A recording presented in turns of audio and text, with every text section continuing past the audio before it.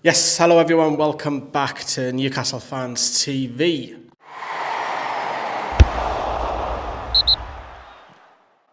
Yes, hello everyone, welcome back. Hope you've had a great weekend after the double header of the Toon games, followed on by the Lionesses' fantastic Euro win against the Germans. We always like a win against the Germans, history and all of that. So well done the Lionesses, inspiring young girls up and down the country to become a footballer, and they can do it and they can prove it. And what a fantastic performance by them, so congratulations. Of course, we'll be at Newcastle women's games this season with many interviews from the players and the management as well. But today I wanted to talk about the two players that won't go away in terms of rumours. Now, Carl did a video on James Maddison the other day. If you haven't seen that, go check that out. However, this rumour will not go away, the James Maddison story. Right, first of all, you've got to ask yourself a question. Would he improve Newcastle's squad? Yes, he would. He would improve with starting 11. Yes, he would. Is it an area that we need to strengthen? I don't personally feel so. I think a striker and a winger is more priority. However, you can't be against this lad if Newcastle are in for the market for a guy who can assist, create, set pieces, score goals. It's what, realistically, you take Bruno out of the equation. We don't have anyone else who can do that. You know, people think that John Joe Shelby should be getting more goals and assists. I agree. But he's simply, the midfield isn't there, the rest of them as well. However, we know from James Maddison, he has a bit of arrogance, a bit of cockiness about him, and if he's on your team, you're going to love that because he scores good goals, great goals, wonder goals. And he's obviously on the verge of an England setup as well. He's probably just outside that as well. But look, he scores goals for fun.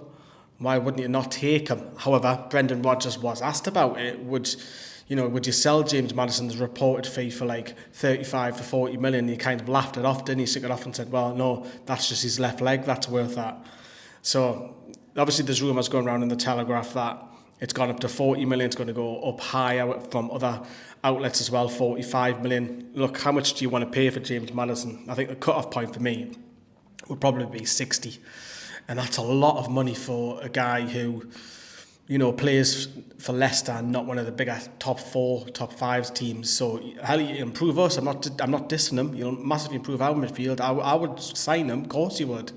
But is he priority for me? No, he's not priority for me. I think we need a striker and we need a winger, because if something happens to Callum Wilson, then we're knackered. Because you've got Chris Wood, and you know you've seen the movement on the weekend of ESM and Wilson already. And it's something that those two can link up really well. Wilson's movement off the ball is sensational. Absolutely sensational. Yes, ESM will frustrate him at times. I just kind of say ESM and Chris Wood playing up top. I say up top, linking up. Because ESM doesn't cross the ball as enough for me for what Chris Wood needs. Whereas Wilson can do the channel runs, can get in behind. So we need another striker. And that's interesting because we've been linked to Timo Werner, who could do both. Now, we were linked massively heavily, and Hugo Ekitike came out and said that Newcastle were in for him and he would have joined Newcastle if it wasn't because of Paris, who came in and got him on loan and probably spend, like they did in Magpies, spend the cash the following season to get around financial fair play. However, Timo Werner, again, the same question I'm going to ask is again, would he improve Newcastle's starting 11? Possibly not, maybe. Would he improve the squad? 100%. So, think about the game coming up against Nottingham Forest on the weekend. Off the bench, who is your game changer? Think about who's probably going to be on the bench. Chris Wood, Jacob Murphy, Ryan Fraser, Sean Longstaff. Really? Are those going to be game changers? So competition for places. If Timo Werner came in, you know, that might push Miggy back down to the bench.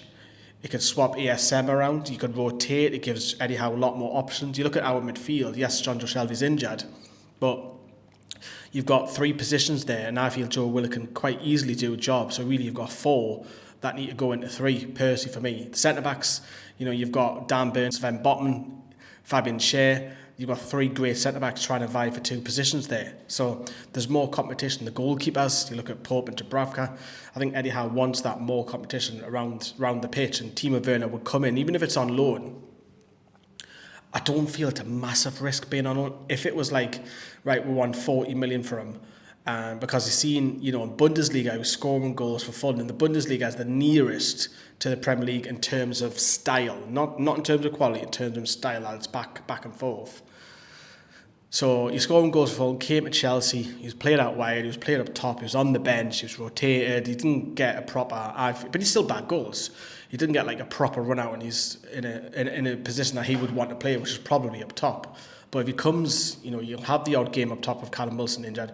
You'll have an odd game out wide. I'm all for it, mate. I'm all for Timo Werner. I think that's more sensible than going crazy on James Maddison.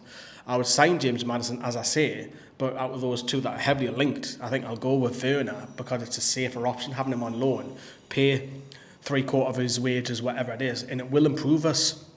Because you think about the World Cup, that's going to stopgap. There's going to be no domestic football for 4 or 5 weeks. For November 26th to December 26th, there's no domestic football.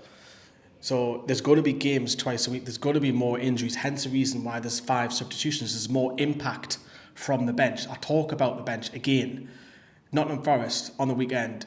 Who's the game changer off the bench if we're not winning? We need more. Let's be patient. I think that's the key message here. Let's be patient. There is stories in the Chronicle of Day something that the board are having a meeting to try and get Eddie Howe back this month in August. But let's be patient. We've still got plenty of time to go. We've still got 3 or 4 weeks to go. So plenty of faces, and have faith in Amanda and my dad and the new CEO and everybody. Have faith, Jimmy Rubin, etc., that they'll bring players in, because I think we will. But yeah, let me know what you think on those 2 rumours. Ta-da everyone, bye bye.